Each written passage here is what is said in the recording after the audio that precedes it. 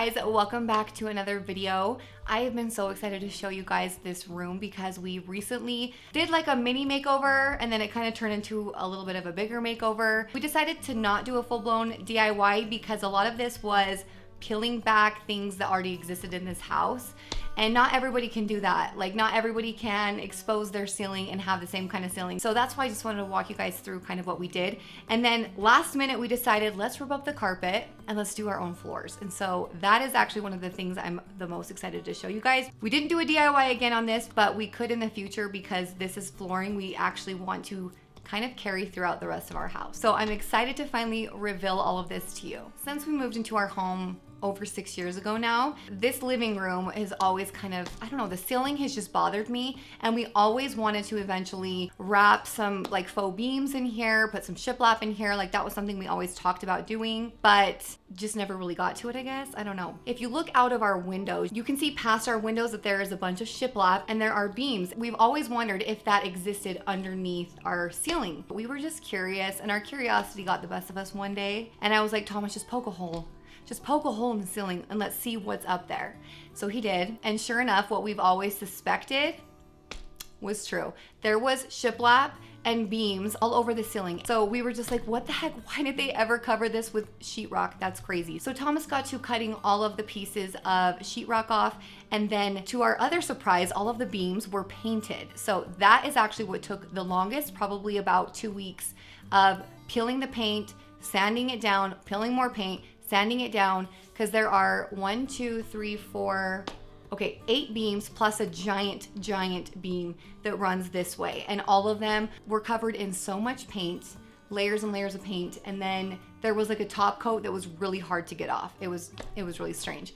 We always run into weird problems, so that was the hardest part, I would say, about this process, but I think it was worth it. I'm not the one that did all the hard work, but Thomas says it was worth it too. So that's kind of what we did to the ceiling. That was really just a matter of sanding and exposing beams. It was really all we had to do there. Basically no cost besides the paint stripper and sandpaper, which he did go through a lot. Now, once he did this, I have always wanted to have window panes, I think that's what they're called, on all of my windows. In fact, when we first bought windows for this room, these two windows back here did not exist, and that's the front of our house. I always thought that was really weird. When we walked through here, there was not one window on the front of our house. They were just all back windows, and I thought, okay, that's the first thing we're gonna do because that's just weird. I bought windows that had window panes because I've always loved the look of that. And for some reason, I don't know if there was a mix-up, these got installed and they're giant. They had no panes in them, and I was a little bit sad. So we had a bunch of windows here that we had to end up taking back to the store, but it was too late. These windows were like double the size of the ones that I wanted to have, and now there was a giant hole in the front of our house, so we just ended up sticking with these windows. So another thing I had Thomas do was make a bunch of faux window panes, and I'll show you guys the kind of wood that we use. We actually did something similar in our bathroom years ago, and it's held up perfectly.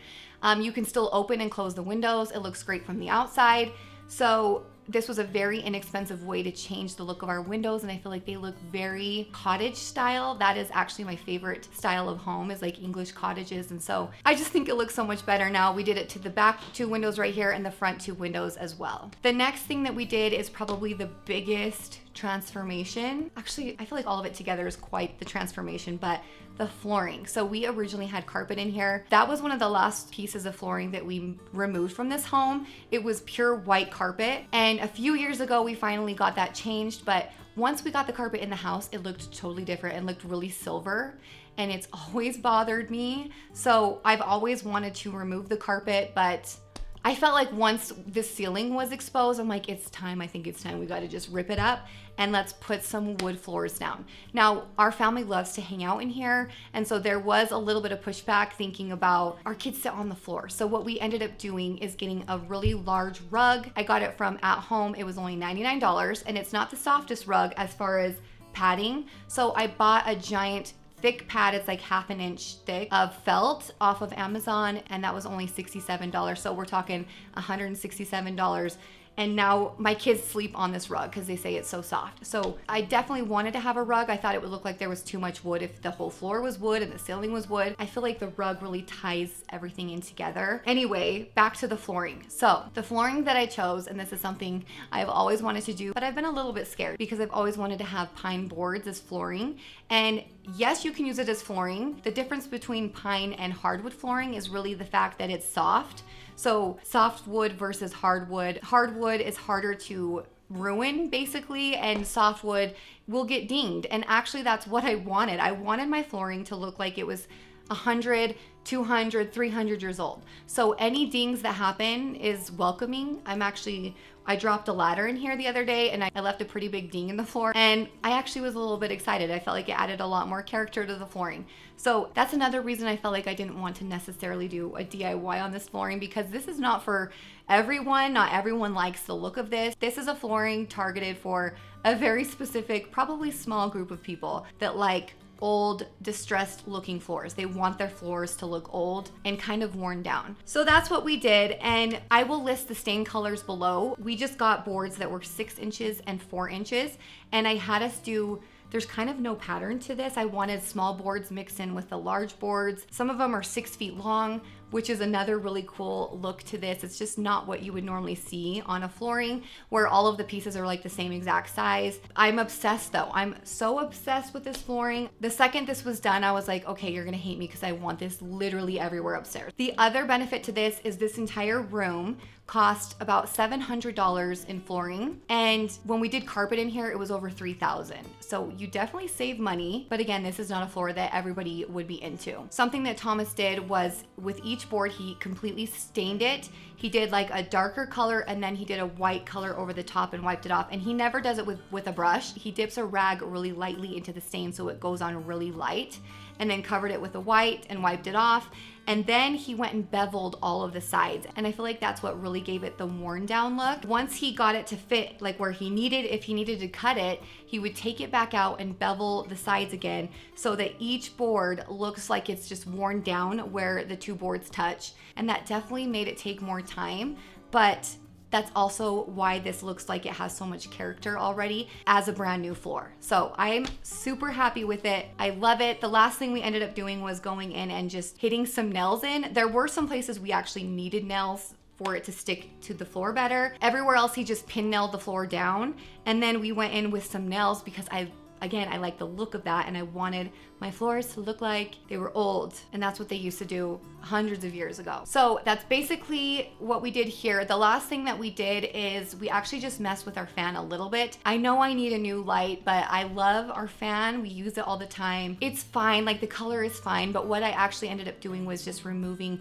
the glass around the light bulbs, and then we put in some Edison bulbs, and I feel like that just helped me like the ceiling fan again. So we're fine with that for now. I know the light fixtures are kind of everything in a room, so we probably will eventually change that out. That's still original when we bought the house. I feel like it looks fine right now. Yeah, I think that's basically all we did in here. When Ashley came to me with this project on putting pine boards as wood floors, first of all, it went against everything I knew about wood floors. So I started doing wood floors when I was like 18. And I worked for her dad. So her family comes from like a long line of people who did wood floors also. Her dad did them from like 15 years old until the day he died. Typically when you install wood floors, it's floors you want to be durable, to not get scratched, to last as long as possible, right? These are the opposite. The more dinged up, the more they're beat up, the better they look and the older they look. And they're actually easy to fix and repair. So like if it's tongue and groove hardwood and that board gets damaged, you need to take a skill saw and cut that specific board out. You can't just take the board out like you can these. These are pin nailed in and then hammered in with nails on the top to give it that old wood floor look. So removing one of these boards is very simple and very easy. And then if there's a ding or a dent or like a major issue or problem, you just pull the board up and replace it with the same size board, because these can be cut to whatever you want. As I started to do the process, I realized the more I beat up the board in the beginning, the better it looked once it was finished and installed. So my first step is I take my chisel and I go along the sharp edge and I bevel the whole entire thing. And then in some areas, I'll bevel it a lot more than others. So like here, I'll dig in really deep to get like a big curve to it. And then when I do the next board that is paired with this, I'll make sure that I don't have a deep bevel in the exact same spot. They'll be different and there won't be any symmetry to the bevel. After I bevel each edge, I'm gonna take my sandpaper, and it's gotta be 220. You wanna get the surface finer than it was on the pine wood originally. So make it a little bit smoother. That way the stain doesn't absorb deep into the pine wood. You only want it to go in a little bit. The deeper it goes, the darker it is. So you need to make sure you sand it with a 220, and then all of the beveled edges, I make sure there are no slivers on any of the edges or on the top of the wood. So if you see a spot that's like really rough and 220 is not doing it, jump to a 120 just to get the roughness down, and then go over to 220 and finish it off with that.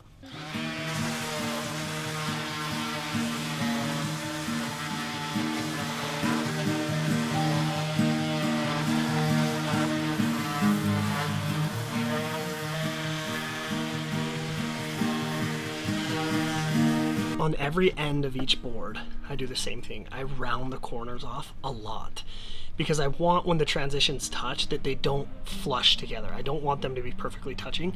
So on some of the ends, like I'll take a little bit more out of this end than I will the other end. Then I take my sander and I just hit the ends just like I do the sides.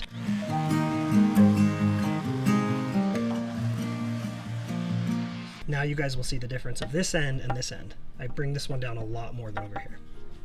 When I'm done sanding the top and the corners, I take my hand and just run it along the whole piece. If I feel anywhere where wood is slivering up at all, I make sure to hit that spot a lot more. My main thing is not allowing this wood to sliver and get in anyone's feet. Obviously, we're still gonna do a top coat, but it's still very important you don't have any wood slivering up.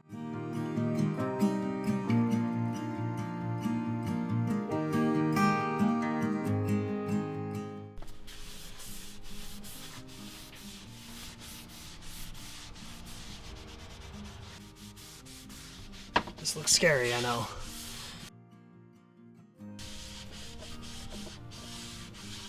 Be sure to get the edges where you bevel really good in case you can see the sides. You don't have to do the whole side because you're not going to see like low, but if there's a big bevel, you will see the side. After I apply the white, I take the dark rag. I don't put a ton more stain on it at all. Like, I'm just using basically what's left over, and I'm just going to lightly go over the top to take a little bit of the white out of it. So you're still going to see some white, but it darkens it up quite a bit.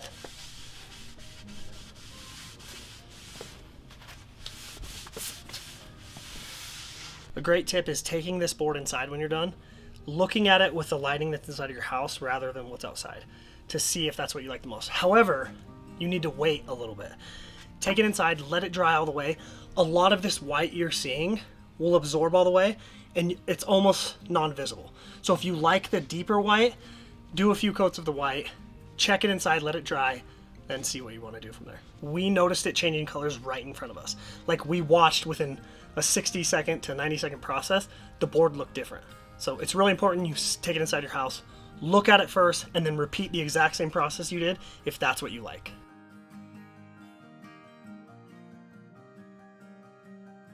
This is the polyacrylic top coat that I use. It's water-based. We didn't want ours to be very glossy, so we did a flat finish. I do a coat, let it dry, another coat, let it dry. Then I bought some 1000 grit sandpaper off of Amazon, which was like $6 for a pack of 50. I'll hit it with that 1000 grit with just my hand across the whole floor. Then I'll do another coat on top of that, and that's usually enough. You basically can do as many coats as you want based off of how much wear and tear you're probably going to put on the floor. This is the pad that I use. They're like $7 at your local hardware store. So.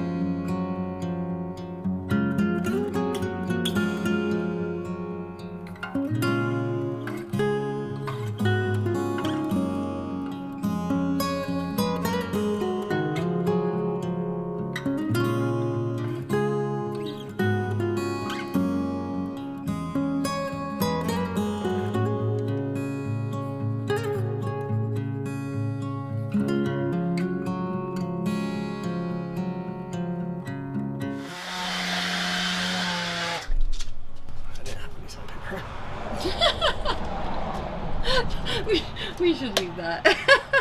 I was like, yo, why is that sliver not going?